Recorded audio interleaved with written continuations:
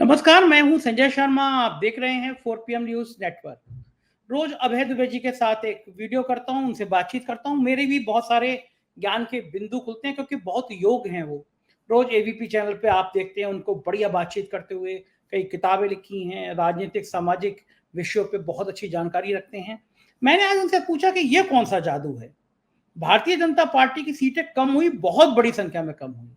NDA की सीटें कम हुई, कांग्रेस लगभग डबल हो गई, विपक्ष मजबूत हो गया। लेकिन तब भी प्रधानमंत्री कह रहे हैं कि विपक्ष हार गया, हम जीत गए, हमने रिकॉर्ड बना दिया, हमने नेहरू की बराबरी कर ली। नेहरू जी ने तो कांग्रेस की अकेले दम पे आई थी, कोई यूपीए नहीं था। आप एनडीए के साथ आए हैं, पूरी बहुमत बीजेपी को नहीं मिली, लेकिन तब भी प्रधानमंत्री हार स्वीकार करने को तैयार नहीं। मैंने अभय जी से कहा थोड़ी देर को मनोवैज्ञानिक दृष्टि से सोच के देखिए। एक आदमी 20-25 साल से सत्ता के शिखर पे है, लगातार मुख्यमंत्री है, फिर प्रधानमंत्री है। उम्र के इस पड़ाव पर आकर, बुढ़ापे में आकर, जब 2-3 साल सक्रिय राजनीति के बचे, अचानक उसको लगे कि उसके हाथ से सत्ता फिसल गई। इतना ताकतवर आदमी जो सीबीआई, ईडी, इनकम टैक्स का आंखें बंद करके इस्तेमाल करता हो, उसको लगे कि अचानक उसको पूरा बहुमत नहीं मिला। उसके विरोधी खड़े हो गए हैं, वसुंधरा, शिवराज, योगी आदित्यनाथ, गडकरी, ये तमाम लोग इकट्ठे हो गए हैं। तो उसको कैसा लगता होगा, क्या पीड़ा तो होगी। तो ऐसे मैंने बातें करी हैं। आज मैंने पूछा कि एक बाबा उत्तर प्रदेश में 125 से ज्यादा लोग मर गए, लेकिन उसकी गिरफ्तारी नहीं हो रही है। आशाराम, राम रहीम, मेरे बाबा इस देश में हुए हैं जो इस तरह व्यभिचार में पकड़े गए हैं, तरह तरह के गलत कामों में पकड़े गए हैं, लेकिन उन पर कार्रवाई नहीं हुई। कार्रवाई हुई, जेल चले गए। आशाराम जेल चले गए, जेल की सीटों में है। राम रहीम बार बार निकल के आता है, लेकिन कई सारे बाबा ऐसे हैं जिन पे कार्रवाई नहीं होती। आजकल एक बागेश्वर बाबा थे, वो आजकल गायब है, टीवी चैनलों पर नहीं आ रहे हैं।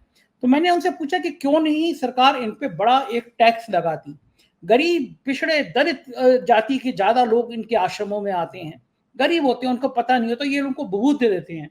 एक आपको याद होगा, निर्मल वाम आया करते थे, समोसे के संग हरी चटनी खाओ तो कृपा आनी लगेगी। तो मैंने अभय जी से चर्चा करी कि क्यों ना इन सारे आश्रमों पर टैक्स लगना चाहिए, लेकिन सरकार शायद लगाएगी नहीं, क्योंकि सरकार जो इनके वोट बैंक है सरकार का, इनके आश्रमों में जाते हैं, जिनको वो धर्म का पाठ पढ़ाते हैं, वो सरकार के लिए एक बड़ी मशीनरी की तरह बन के सामने आ जाते हैं। बहुत बढ़िया चर्चा है, पूरा सुनिएगा, चैनल को ज्वाइन कीजिएगा, सब्सक्राइब करिएगा, मुझे बताइएगा जरूर ये बातचीत कैसी लगी। 4 PM न्यूज नेटवर्क में स्वागत है अभय दुबे जी आपका। बड़ी मजेदार सीन दिखाई दे रहा है पार्लियामेंट में। पहले तो भाषण भाषण का कंपटीशन हुआ, तो पूरे देश ने बता दिया कि राहुल गांधी कहीं ज्यादा श्रेष्ठ हैं, कहीं ज्यादा आगे हैं इन भाषण में। और उसके बाद दोबारा कंपटीशन हुआ कि एक दूसरे पे आरोप प्रत्यारोप। मोदी जी कह रहे हैं कि कांग्रेस की संख्या कम हो गई है, कांग्रेस हार गई है, हताश हो गई है, विपक्ष की हवा निकल गई है। लेकिन जो आंकड़े अगर देखते हैं तो विपक्ष की संख्या में तो बढ़ोतरी हुई है। एनडीए कम हुआ है, भारतीय जनता पार्टी कम हुई है, कांग्रेस तो लगभग डबल हो गई है, विपक्ष मजबूत हो गया है। तो ये भारतीय जनता पार्टी कौन सी मानसिकता के तहत काम करना चाह रही है, जो ये स्वीकार ही नहीं कर रही है कि उसको हार हुई है। क्या ये बीजेपी स्वीकार नहीं कर रही है, या प्रधानमंत्री ये बात मैसेज देना नहीं चाहते कि भाजपा हारी है? दरअसल बहुत बुरी तरह हारी है, बहुत बुरी तरह पिटी है।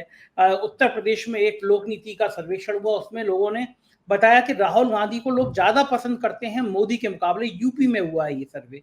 तो कारण क्या है कि बीजेपी यथास्थिति स्वीकार कर नहीं पा रही है या लोगों को गुमराह कर रही है? आपका क्या मानना है? असल में इसमें एक पहलू तो इस बात का ये है कि नरेंद्र मोदी अपने पूरे राजनीतिक चुनावी कैरियर में, राजनीतिक कैरियर तो उनका लंबा है, लेकिन पहले वो चुनाव नहीं लड़ते थे। गुजरात के मुख्यमंत्री बनने से पहले वो चुनाव नहीं लड़ते थे। तो चुनावी राजनीति का उनका जो कैरियर है, उसमें उनकी पहली बार पराजय हुई है। और ये कैरियर बहुत लंबा रहा है। 12 साल तो गुजरात में वो मुख्यमंत्री रहे, 10 साल से वो देश के प्रधानमंत्री रहे। तो ये 22 साल लंबे कैरियर में जब पहली बार उनकी पराजय हुई है, तो वो उसको स्वीकार करने के लिए तैयार नहीं। और ये स्वीकार करने के लिए तैयार नहीं है, इसका उन्हें एक कारण इस बात के लेकर मिल गया है कि वो फिर से प्रधानमंत्री बन गए। लेकिन वो एक गठजोड़ सरकार चला रहे हैं। वो केवल इसी बात का फायदा उठाना चाहते हैं और लगातार ये दावा कर रहे हैं कि वो चुनाव जीते नहीं है बल्कि चुनाव हारे हैं। अब वो जब संसद में भाषण दे रहे थे, हमने वहां सरकार बना ली, हमने सिक्किम में बना ली, हमने यहाँ बना ली, वहां बना ली, और हम इससे पहले देखिए 3 छत्तीसगढ़ में, राजस्थान में, मध्य प्रदेश में प्रचंड जीत हासिल करके हम लोकसभा चुनाव में उतरे थे। अब ऐसे तो 2019 में कांग्रेस भी राज्यों में जीत हासिल करने के बाद लोकसभा चुनाव में उतरी थी और चुनाव बुरी तरीके से हार गई। अब जो लोग, बच्चा भी देख के कहेगा कि इस चुनाव में भारतीय जनता पार्टी घटी है, नेशनल डेमोक्रेटिक अलायंस एनडीए घटा है, कांग्रेस बढ़ी है और इंडिया गठबंधन बढ़ा है। जाहिर है कांग्रेस इतनी नहीं बढ़ी है कि वो भाजपा को सरकार न बनाने देती, वो खुद सरकार बना लेती। ये तो अपने आप में स्पष्ट है। मुझे ये समझ ही भी नहीं आ रहा है कि ये बात बार बार कहने से कि हम नहीं हारे हैं, हम नहीं हारे हैं, इससे हार को जीत में कैसे बदला जा सकता है? मतलब कैसे, मतलब ये कौन सा तरीका? अगर हम बार बार केवल कहने से ही कैसे हो जाएगा? केवल आपने प्रधानमंत्री पद की शपथ ले ली, केवल इसी आधार पे तो आप अपने आप को जीता हुआ घोषित नहीं कर सकते, लेकिन फिर भी वो कर रहे हैं। अब इसका क्या है कि जब आप जो असलियत है उसको स्वीकार करने से इनकार करते हैं लगातार, तो जाहिर है कि आप एक झूठ बोल रहे हैं दूसरों के लिए भी, और वो झूठ थोड़े दिनों बाद आप अपने आप से भी बोलना शुरू कर देते हैं। आपके सारे प्रवक्ता सब मंचों से यही बात बोल रहे हैं, आपके जितने हमदर्द हैं वो सब भी यही बात बोल रहे हैं, जो गोदी मीडिया है वो भी सब यही बात बोल रहा है। केवल ये कि आपने सरकार बना ली और आपने शपथ ले ली, इसके आधार पे आप अपनी जीत को, अपनी पराजय को स्वीकार न करने का अधिकार आपने प्राप्त कर लिया है। ये एक ऐसी स्थिति है जो भारतीय जनता पार्टी को रोकती है कि वो नई परिस्थिति का सावधानी पूर्वक आकलन करे और अपने पूरी राजनीति को रिकैलिब्रेट करे, पूरी राजनीति को जो है नए सिरे से उसका विन्यास करे, नए सिरे से संयोजन करे। आखिरकार कोई ना कोई कारण तो रहा होगा जिसकी वजह से उनको वही इतने कम वोट मिले। आखिरकार जब कांग्रेस ने कहा संविधान का प्रचार, सब ये संविधान बदल देंगे, आरक्षण के साथ छेड़छाड़ करेंगे, तो ठीक है, आप कह रहे हैं कांग्रेस झूठ बोल रही थी, है? लेकिन कांग्रेस झूठ बोल रही थी, सच बोल रही थी, चर्चा होती रहेगी, लेकिन जनता ने उनकी बात को कैसे यकीन कर लिया? एक जमाने में होता था कांग्रेस कुछ भी कहते रहे, रोज मोदी की बात मानते थे। इस बार मोदी की बात लोगों ने नहीं मानी, लोगों ने कांग्रेस की बात मानी। तो ऐसा क्यों हुआ? इन तमाम प्रश्नों के ऊपर विचार करने की कोई भी कोशिश भाजपा नहीं कर रही है। 2004 में जब 1984 में जब भारतीय जनता पार्टी बुरी तरह पराजित हुई थी, तो उसने अपनी हार के कारणों की जांच करने के लिए एक कमेटी बनाई थी। इसका नाम था Krishnalal Sharma committee, KL Sharma committee. इस बार ऐसी कोई कमेटी भी नहीं बनाई गई। इसलिए नहीं बनाई गई कमेटी क्योंकि वो मानते ही नहीं है कि उनकी हार हुई है। भाई जब आप कमेटी तब बनाएंगे। अब इस प्रक्रिया में क्या होगा कि आप अपनी हार की वास्तविक समीक्षा नहीं कर पाएंगे, आपने अपनी कमियों को आप दूर नहीं कर पाएंगे क्योंकि आप मानते ही नहीं कि आपके अंदर कमियां हैं। थीसिस ये चला रहे हैं कि कुछ प्रबंधन में कुछ समस्या रह गई है, चुनाव प्रबंधन में कुछ समस्या रह गई है, लेकिन अब वो चुनाव प्रबंधन दूर कर दिया जाएगा। 10 साल सत्ता में थोड़ी बहुत गुटबाजी बढ़ गई थी, इस बार गुटबाजी को दुरुस्त कर लेंगे। इस बार पन्ना प्रयोग हमारा ठीक से काम करेगा। कुछ कार्यकर्ताओं में खास तरह से जोश का इंजेक्शन लगा देंगे, कुछ कर देंगे इस बार। अच्छा, इस हार का अर्थव्यवस्था से कोई संबंध है, ये भी स्वीकार करने को तैयार नहीं। लगातार पुरानी बातें दोहरा रहे हैं, जो पहले कहते थे वही दोहरा रहे हैं लगातार। जो व्यक्ति ऐसा करता है इसका मतलब यह है कि वो नई परिस्थिति को समझने के लिए ही तैयार नहीं है, और ऐसा व्यक्ति एक बहुत बड़ी हार के लिए अभिशप्त है। ये हार 2.5 साल दूर है उनसे, 2 साल दूर है या 5 साल दूर है, ये तो वक्त बताएगा। लेकिन अगर भारतीय जनता पार्टी ने जल्दी ही अपना रवैया ना बदला और अपनी हार की ठीक से समीक्षा नहीं की और जो कमियां थी, कमियों को दूर करने के लिए कोई योजना नहीं बनाई, तो ये भविष्य में बहुत बड़ी हार के लिए अभिशप्त हैं। ये सारी इनकी हेकड़ी जो है वो रखी की रखी रह जाएगी, अगली बार चुनाव में सुपड़ा साफ हो जाएगा। मुझे तो कभी कभी अभय जी बड़ा तरस भी आता है। 20-25 साल से मोदी जी एक सत्ता के शिखर पर है, लगातार मुख्यमंत्री रहे, सीधा आए तो प्रधानमंत्री बन गए, लगातार प्रधानमंत्री रहे 14 से 24 तक, फिर प्रधानमंत्री। उम्र के इस पड़ाव पर आकर जब राजनीतिक सक्रियता और 2-3 साल होगी उनकी, उनको ये हार मिली है कि वो पूर्ण बहुमत से सरकार नहीं बना पाए। पहली बार वो जिसके मुखिया हैं वो पूरे बहुमत की सरकार नहीं है। 32 सांसद जुटाना आसान नहीं है। तो उम्र के इस पड़ाव पर आकर इस पराजय को स्वीकार कर पाना मनोवैज्ञानिक दृष्टि से, मैं तो स्टूडेंट रहा हूँ फिलॉसफी का, साइकोलॉजी मेरा एक पार्ट रहा है, मैंने मनोविज्ञान पढ़ा है, बहुत पीड़ा होती है। 20-25 साल तक आप शिखर पे रहे हो, पूरी हुकूमत, पूरी सल्तनत आपकी हो, और फिर उम्र के इस पड़ाव पर आकर आप एक पूरा बहुमत ना मिले, आपको आप पीछे रह जाएं, तो एक दर्द तो होता है। आपको लगता है वो दर्द जो है मोदी जी का, वो जो पीड़ा है, वो ही स्वीकार नहीं करने दे रहा है कि मैं हारा हूं। ये शब्द कि मैं हारा नहीं, हूं दिमाग में। आप जो बात कह रहे हैं ये सब पूरी संभावना है इसकी। अब आप देखिए, कल जब लोकसभा में बोल रहे थे तो मणिपुर के सवाल पर विपक्षी लोग लगातार नारेबाजी कर रहे थे। प्रधानमंत्री 2 घंटे बोले तो 2 घंटे उन्होंने नारेबाजी की।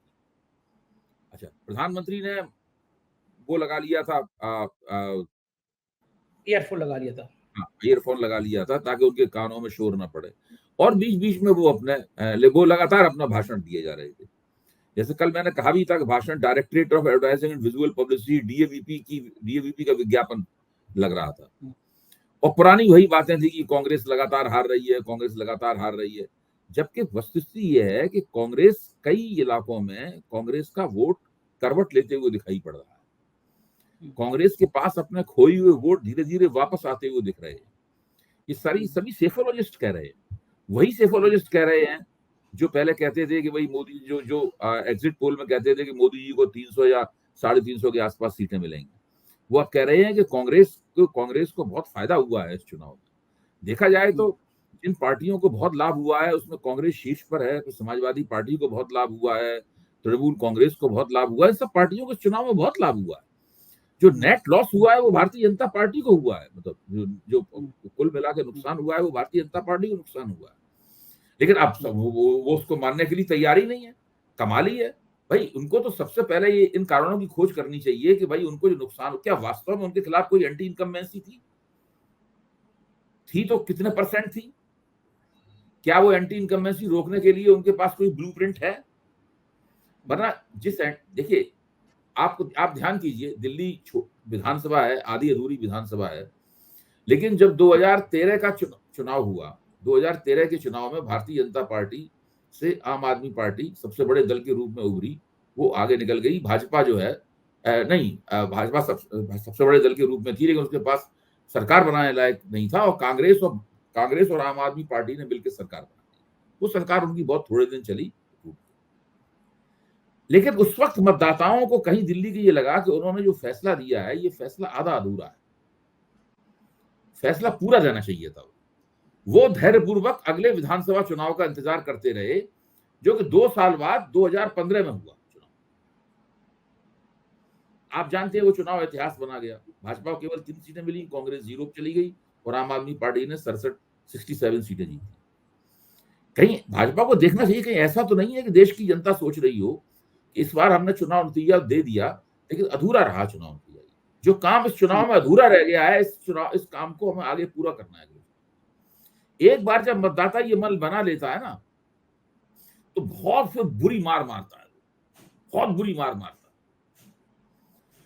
क्योंकि मतदाता ने तो मैं संदेश ये दिया है कि ठीक है आप सरकार बना लीजिए, लेकिन आप गठजोड़ सरकार बनाइए, और गठजोड़ सरकार जैसे चलती है उस तरीके से चलाइए, उसी तरीके से नम्र होइए, लचीले होइए, एक्मोडेटिव होइए, लोग वो उस तरह से चलाइए। लेकिन आप नहीं कर रहे हैं ये, फिर मतदाता पूरी तरीके से आपको सत्ता से हटा देगा। और दूसरी बात यह है कि मैं ये मानता हूं कि प्रतिदिन इनके खिलाफ एंटी इनकम्बेंसी बढ़ रही है। मैं बार बार इस बात को कह रहा हूं।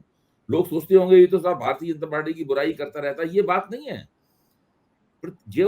जो एंटी इनकम्बेंसी थी जिसकी वजह से आपको नुकसान हुआ है, प्रतिदिन एंटी इनकम्बेंसी बढ़ रही है, क्योंकि पिछले 23-24 दिन की सरकार में आपने कोई ऐसा काम नहीं किया है जिससे ये लगता हो कि आप उस एंटी इनकम्बेंसी को बंद करने के लिए या पलटने के लिए कोई कदम उठा रहे हैं।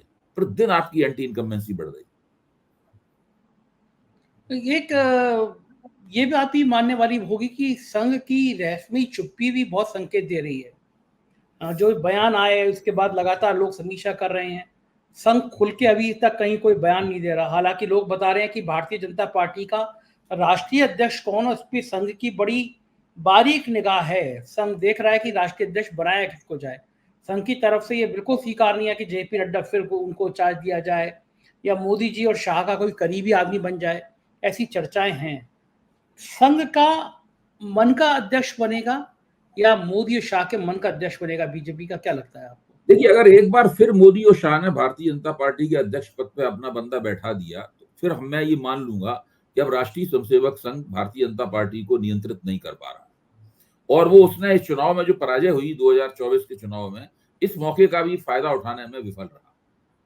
यानी मोदी ने पूरी तरीके से संघ को बता दिया है कि हम चुनाव जीते हुए हारे हैं, हम आपसे, जो नड्डा ने कहा ना था कि अब हमें संघ की जरूरत, संघ हमारा संचालन नहीं करता, हम बहुत बड़े और सक्षम हो गए, तो ये फिर मान लिया जाएगा। लेकिन मुझे लगता है कि संघ सुनिश्चित करेगा कि भाजपा के अध्यक्ष पद पर उसकी पसंद का व्यक्ति बैठे और पार्टी जिस तरह संघ चाहता है उस तरीके से चले, ना कि उस तरीके से चले जिस तरीके से मोदी और शाह चलाना चाहते हैं।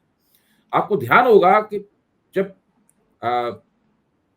चुनाव के करीब 6 महीने पहले पार्टी के पदाधिकारियों की एक बैठक में अमित शाह ने क्या कहा था, जब कुछ लोगों ने कुछ पार्टी कैसे चल रही है इसके बारे में कुछ कहने की कोशिश की, तो अमित शाह ने उनसे साफ कहा, देखिए जब तक हम लोग हैं हम इसी तरह पार्टी चलाएंगे, जब हम नहीं रहेंगे तो कोई बात नहीं, लेकिन जब तक हम हैं पार्टी इसी तरीके से चलेगी।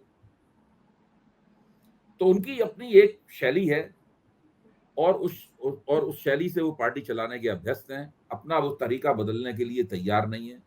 संघ चाहता है कि ठीक है, सरकार के मुखिया आप हैं, आप सरकार जैसे चाहें वैसे चलाइए, लेकिन पार्टी, सरकार रहेगी या चली जाएगी, पार्टी तो बनी रहती है, सरकारें तो आती आती रहती हैं, पार्टी तो ना उसके साथ खत्म होती है। तो संघ चाहता है कि भारतीय जनता पार्टी फिर से उसकी पूरी बागडोर उसके हाथ में आए, उसके कार्यकर्ताओं की राजनीतिक पहलकदमी बढ़े और उसके कार्यकर्ता केवल सरकारी योजनाओं के प्रचारक न रह जाएं, वो बाकायदा पार्टी की विचारधारा के प्रचारक हों, न कि वो सरकार ने, मोदी जी ने कोई योजना बना दी तो पार्टी, हर कार्यकर्ता का काम है उसका प्रचार करना, और केंद्रीय नेता आए, कार्यकर्ताओं का काम है उनके लिए भीड़ जमा करना। ये सब, यही पूरी पार्टी के सभी लोगों से यही काम लिया जा रहा था लंबे अरसे से। तो कार्यकर्ताओं की अपनी पहलकदमी खत्म हो गई थी, वो अनमने हो गए थे। ठीक है, सत्ता में है मोदी जी, तो उसकी जो डींग मारी जाती थी, उस डींग में वो भी शामिल थे, शेखी बगारने में। लेकिन पार्टी को बहुत जबरदस्त संगठन के स्तर पर एक राजनीतिक नुकसान हो रहा था। मोदी जी को उस राजनीतिक नुकसान की कोई परवाह नहीं है, लेकिन संघ को उस राजनीतिक नुकसान की परवाह है, और संघ नहीं चाहता है कि पार्टी इसी तरीके से चलती रहे। अब सवाल यह है कि जो जद्दोजहद संघ और मोदी जी के बीच में है, इस जद्दोजहद में कौन जीतेगा? पार्टी अध्यक्ष जो बनेगा उसके हिसाब से तय होगा। पार्टी अध्यक्ष, अगर मान लीजिए मोदी जी कोई नाम प्रस्तावित करते हैं और संघ उस पर राजी हो जाता है, तो वो माना जाएगा कि मोदी जी की बात पे संघ भी सहमत हो गया है, संघ को लगता है कि ये बंदा भी कमोबेश जैसा हम चाहते हैं उसी तरीके का है।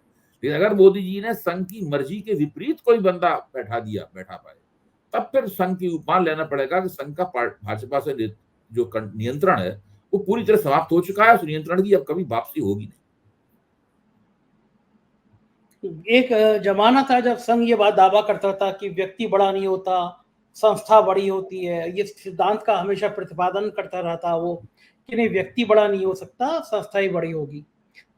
10 सालों में मोदी जी ने दिखा दिया कि ना तो संघ नाम की कोई संस्था है जो उन पर नियंत्रण कर सकती है, ना भाजपा नाम की कोई पार्टी है जो उन पर नियंत्रण कर सकती है।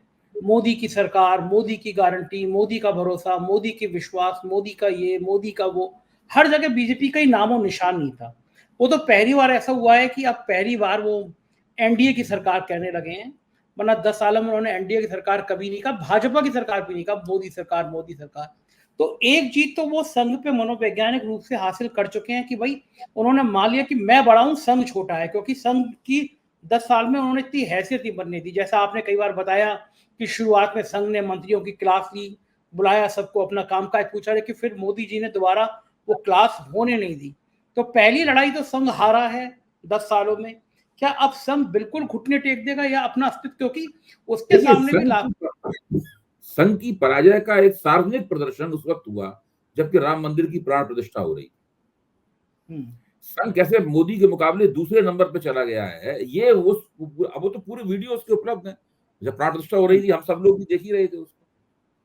देखिए, मोहन भागवत जो संघ की परंपरा के अनुसार नरेंद्र मोदी के लिए परम पूजनीय है, नरेंद्र मोदी उनके नाम का उच्चारण करते समय परम पूजनीय शब्द लगाते हैं कि ये लगाते हैं मुझे नहीं पता, लेकिन कोई भी स्वयंसेवक, कोई भी प्रचारक अपने सरसंघ चालक के नाम के साथ परम पूजनीय लगाता है।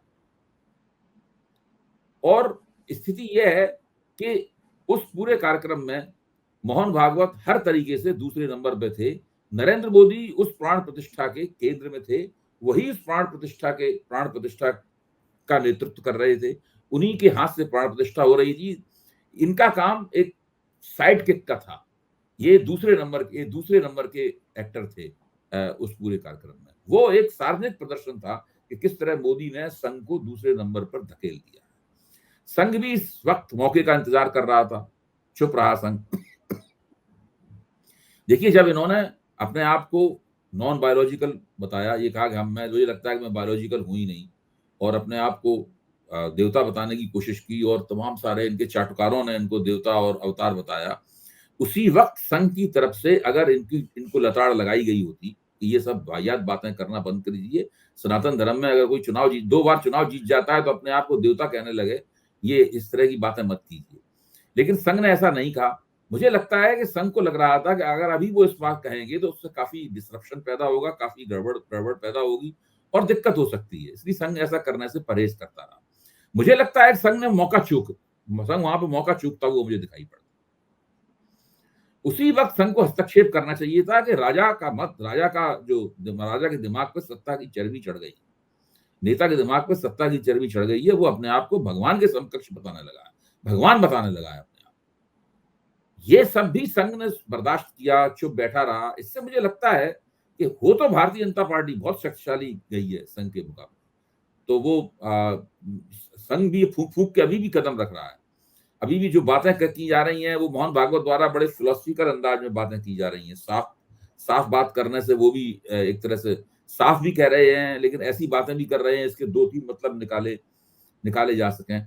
तो वो कहीं ना कहीं मोदी को ऐसा कभी कभी लगता है कि पतली गली से निकल जाने का मौका भी दे रहे हैं।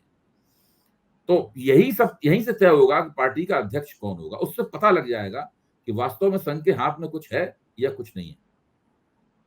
अगर ये संघ अपनी पराजय मान लेता है, कुछ नहीं कहता है, तो पूरे देश में जो स्वयंसेवक फैले हुए हैं, हर गांव देहात क्षेत्र में जो हैं, उनके ऊपर में मनोवैज्ञानिक दबाव क्या बनेगा? क्या वो संघ की फिर प्रतिष्ठा से पहले से गिर गई है। संघ की प्रतिष्ठा पहले, ये असंभव है कि नरेंद्र मोदी की प्रतिष्ठा गिरे, उनकी साख गिरे, उनकी लोकप्रियता घटे और संघ की प्रतिष्ठा बढ़ती रहे। क्यों? आखिरकार तो नरेंद्र मोदी संघ द्वारा ही भाजपा में भेजे गए और संघ के तमाम स्वयंसेवक मोदी जी के समर्थन में काम करते हैं। तो इस देश में मोदी की प्रतिष्ठा गिरी है, उसी के साथ साथ संघ की प्रतिष्ठा गिरी है, और संघ अपनी प्रतिष्ठा गिरने का खुद जिम्मेदार है। बिल्कुल ठीक बात है। राजनीति के विषय से अलग हटके एक सामाजिक समस्या की बात करते हैं। मुझे नहीं पता अभय जी आपको समोसे पसंद है या नहीं है, लेकिन अगर आपको समोसे पसंद हो और आप उसके संग हरी चटनी खाएं तो आपके ऊपर कृपा आ सकती है।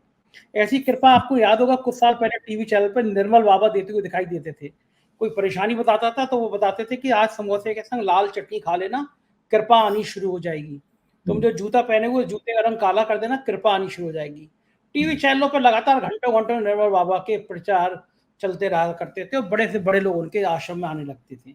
आशाराम बापू के आश्रम में बड़े बड़े मंत्री, प्रधानमंत्री नाचा करते थे, उनके चरणों में लोटा करते थे, और वो उनका खानदान सहित बलात्कार के आरोप में आशाराम जेल के अंदर बंद हैं। राम रहीम का किस्सा सामने है, हत्या से लेकर जाने किन किन मुकदमों में वो आदमी बंद है, चुनाव के समय पेरोल पे छोड़ा जाता है। पूरे देश में ऐसे फर्जी बाबाओं की बाढ़ है। एक बाबा बागेश्वर थे जो पर्ची निकाला करते थे और हाल बता दिया करते थे, उनको पता नहीं था उनका भाई जेल में जाने वाला है तमंचे के साथ, अपने भाई की पर्ची नहीं देख पाए। अभी उत्तर प्रदेश में एक हादसा हुआ, 130 से ज्यादा लोग वहां मर गए। अभी तक जो मुख्य पुजारी था, जो मुख्य पुलिस की हवलदार था या सिपाही था, वहां से ड्यूटी कर छोड़ के बाबा बन गया था, उस बाबा के खिलाफ एफआईआर नहीं है, गिरफ्तारी नहीं है। मेरा मानना यह है कि इसमें इनके यहाँ जो लोग आते हैं, इन आश्रमों में जो लोग आते हैं, अधिकांश बहुत गरीब होते हैं, पिछड़े होते हैं, दलित होते हैं, उनकी बड़ी संख्या में रहती है। इस बाबा क्या भी इसी तरह के लोग आया करते थे। क्या देश की सरकारों को ये जरूरत नहीं है या उनको ये बाध्य नहीं होना चाहिए, उनको ये दिमाग में नहीं आना चाहिए कि गांव-गांव में जाके वैज्ञानिक दृष्टिकोण की बात करें, ये कहें कि ये बाबा भूत निकाल के दे देगा, इस भभूत से तुम गर्भवती हो जाओगी, इस भभूत से तुम्हारे यहाँ उपचार हो जाएगा, ये जो हरी चटनी है ये तुम्हें मुक्ति का द्वार दे देगी। इन सबके परे जाकर वैज्ञानिक दृष्टिकोण की थोड़ी बहुत तो बात करें, कहीं ये बबूत निकालने से कुछ हो नहीं जाएगा। लेकिन सरकारें ऐसे बड़े बड़े बाबाओं पे हाथ ही डालती है क्योंकि वोट बैंक उनका मानती हैं। आपको लगता है कि अब वक्त आ गया है कि जब इस तरह की सामाजिक चेतना फैलानी चाहिए?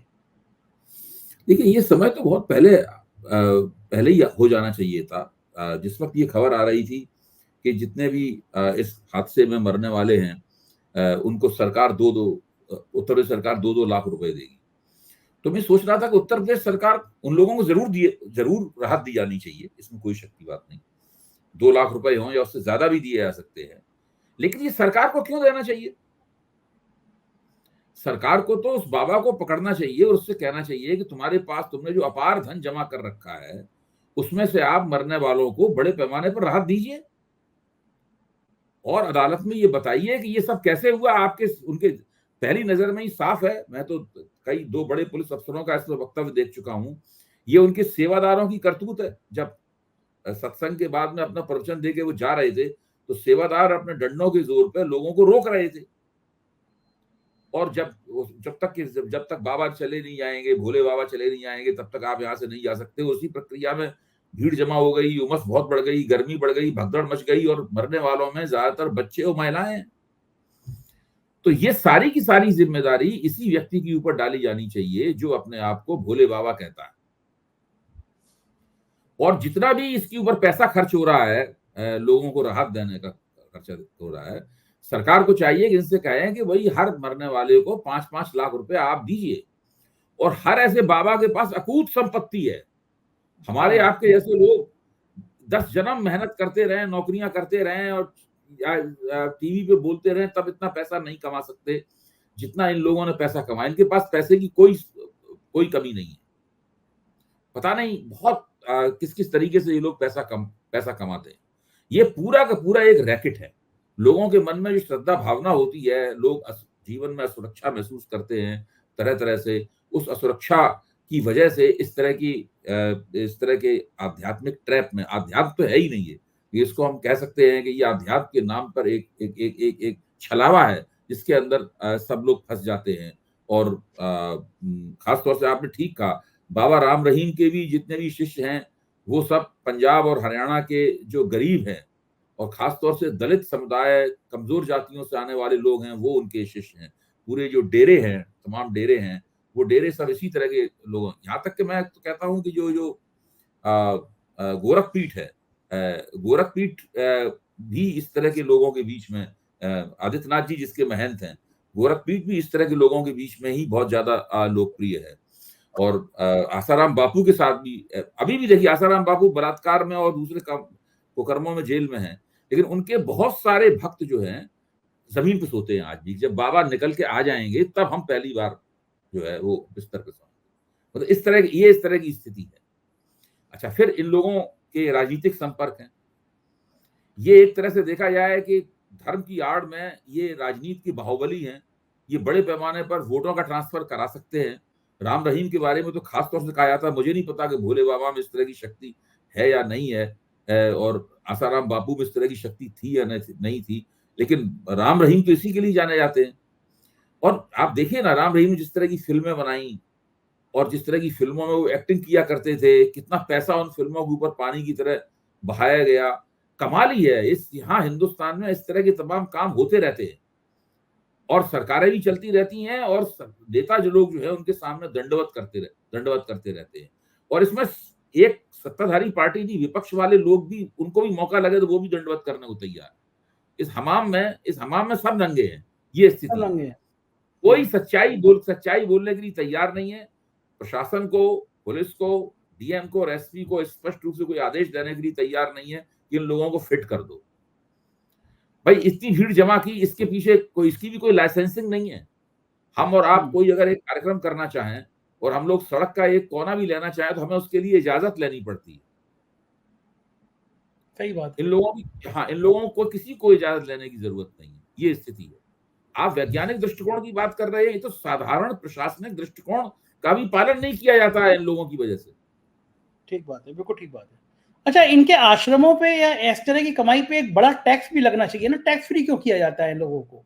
नहीं, इनको बड़ा टैक्स लगना चाहिए, इन लोगों की बहुत कड़ाई से जांच पड़ताल होनी चाहिए, इनके ऊपर इनकम टैक्स के छापे पड़ना चाहिए, इनमें ये बड़े पैमाने पे मनी लॉन्ड्रिंग भी करते होंगे, मेरा मानना है। इन सबको पीएमएलए भी इनके ऊपर लागू होना चाहिए। और जिन लोगों के ऐसे इसके कार्यक्रम में इतने लोग मारे गए हैं, ये तो बहुत कड़ी सजा के मुस्तहक हैं, और इन लोगों से बहुत बड़ा तगड़ा आर्थिक जुर्माना और इनको कटघरे में खड़ा करके पूरी सजा इनको मिलनी चाहिए। ये तो कोई बात ही नहीं रही। बिल्कुल ठीक बात है। तो अफसोस की आप सड़क घेर लीजिए, अध्यात्म के चक्कर में सैकड़ों हजारों लोगों को जमा कर लीजिए, आप जो मन में आए आप करिए, इस तरह की स्थिति नहीं, और बन फिर गई है। जरा सी चीज पे अगर कुछ लोग सड़क पर नमाज पढ़ते हैं तो उस पे पूरी ट्रोल आर्मी फोटो वायरल करती है कि देखिए सड़क घेर ली गई।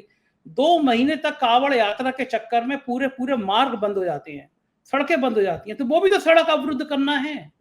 उस पे तो जो मौजूदा डीजीपी साहब हैं, ये तो फूल बरसाते थे, वो दिखाई देते थे, बड़े-बड़े अफसर, उनके वीडियो वायरल, आईएएस आईपीएस उनके पैर धो रहे हैं, जबकि कांवड़ यात्रा में ले जाने वाले लोगों का कैरेक्टर भी बड़ा ढीला निकला है। आप बिल्कुल ठीक कह रहे हैं। कांवड़ियों द्वारा भी जब कांवड़ यात्रा होती है, तो आप तो जानते हैं कि कितने तरह के उस वक्त उत्पात होते हैं। और असल में है क्या कि जब से ये हिंदुत्ववादी राजनीति का उभार हुआ है, तब से इस तरह की चीजों को और भी ज्यादा खुली छूट मिलने लगी है। और उनको माना जाता है कि पूरे देश में जो सामाजिक विमर्श है, अगर इस तरह से हिंदूवादी विमर्श बना रहेगा, तो दक्षिणपंथी विमर्श, हिंदूवादी विमर्श बना रहेगा, तो हमको उसके बदले में वोट मिलते रहेंगे, हमारे वोट मिलते रहेंगे। तो ये एक तरह की राजनीतिक गोलबंदी के जरिए भी है। बिल्कुल ठीक बात है अभय जी, और देखना है कि कब सरकार इस पे चेतना लाती है, जागृति लाती है, कोई कानून लाती है। शुक्रिया, आपने इतना समय दिया, बहुत आभार। सुना आपने, ये थे अभय दुबे जी, और हम लोगों ने पूरी बातचीत करी, और आपको, मुझे यकीन है, ये चर्चा आपको जरूर पसंद आई होगी। अपनी राय से अवगत कराइएगा। शुक्रिया, थैंक यू।